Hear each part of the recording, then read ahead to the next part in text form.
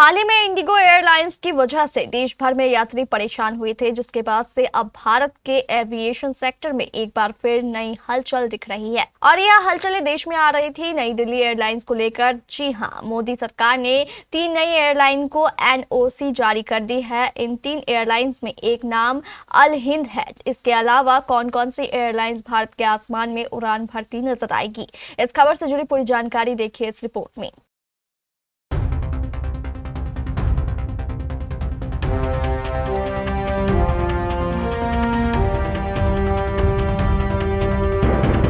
देशवासियों को नए साल में 3 नई एयरलाइंस का तोहफा मिलने वाला है। केंद्र सरकार ने देश में 3 नई एयरलाइंस को मंजूरी दे दी है। नागरिक उड्डयन मंत्रालय ने 3 प्रस्तावित एयरलाइंसों को नो ऑब्जेक्शन सर्टिफिकेट जारी कर दिया है। यानी अब Indigo, air India, spice jet जैसे एयरलाइंस के अलावा हवाई यात्रा करने वाले करोड़ों लोगों के पास 3 नए ऑप्शन होंगे। कहा जा रहा है कि नई एयरलाइंस के आने के बाद एयरलाइंस की मनमानी पर ब्रेक लगेगा। 3 नई एयरलाइंस के आने से एविएशन सेक्टर में कंपटीशन बढ़ेगा और इसका फायदा आम लोगों को मिलेगा।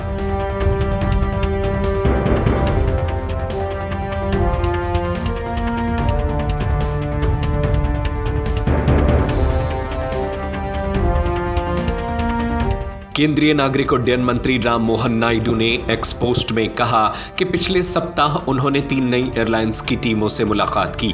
उन्होंने पोस्ट में लिखा, पिछले 1 हफ्ते में भारतीय आसमान में उड़ान भरने की चाह रखने वाली नई एयरलाइंस शंख एयर, अल हिंद एयर और फ्लाई एक्सप्रेस की टीमों से मिलकर खुशी हुई।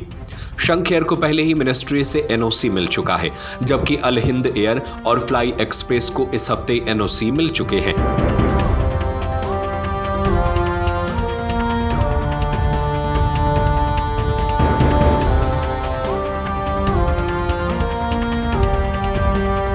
शंख एयर एक नई घरेलू पैसेंजर एयरलाइन है, जिसका फोकस मिडिल क्लास और छोटे शहरों के यात्रियों पर रहेगा। कंपनी का दावा है कि यह नो या बेहद सीमित डायनेमिक प्राइसिंग अपनाएगी, ताकि टिकट के दाम अचानक आसमान न छुए। त्योहारों और पीक सीजन में भी किराया एक तय रेंज में रखने की कोशिश की जाएगी।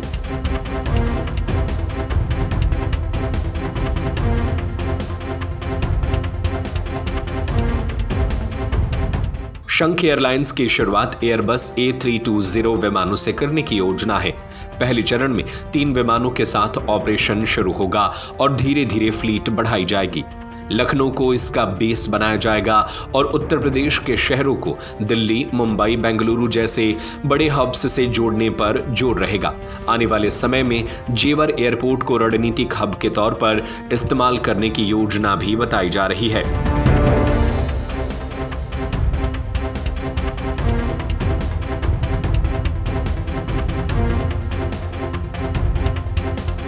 वहीं अल हिंद एयर की बात करें तो अल हिंद एयर एक रीजनल और कंप्यूटर एयरलाइन के तौर पर खुद को स्थापित करना चाहती है। कंपनी की रणनीति छोटे रनवे और कम दूरी वाले रूट्स पर उड़ान भरने की है।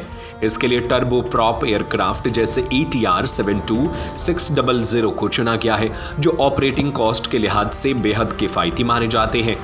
केरल के कोच्चि इंटरनेशनल एयरपोर्ट इसका मुख्य हब होगा। केरल और साउथ इंडिया के टियर 2 और टियर 3 शहरों को जोड़ना इसका लक्ष्य है। आगे चलकर खाड़ी देशों के लिए इंटरनेशनल उड़ानों की संभावना भी जताई जा रही है।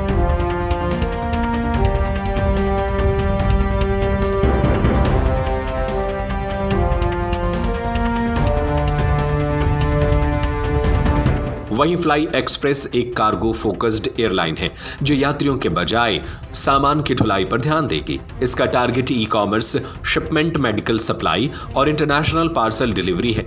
हैदराबाद को इसका ऑपरेशनल हब बनाया जाएगा। यहां से देश के बड़े लॉजिस्टिक सेंटर्स और इंटरनेशनल डेस्टिनेशंस के लिए कार्गो फ्लाइट्स चलाई जाएंगी। भारत में ई-कॉमर्स और एक्सप्रेस डिलीवरी की बढ़ती मांग को देखते हुए इस मॉडल को काफी संभावनाओं वाला माना जा रहा है। फ्लाई एक्सप्रेस के प्रमोटर हैदराबाद आधारित एक लॉजिस्टिक कंपनी से जुड़े हैं, जो पहले से ही अमेरिका, यूरोप, मिडिल ईस्ट और एशिया में पार्सल और कुरियर सर्विस चला रही है।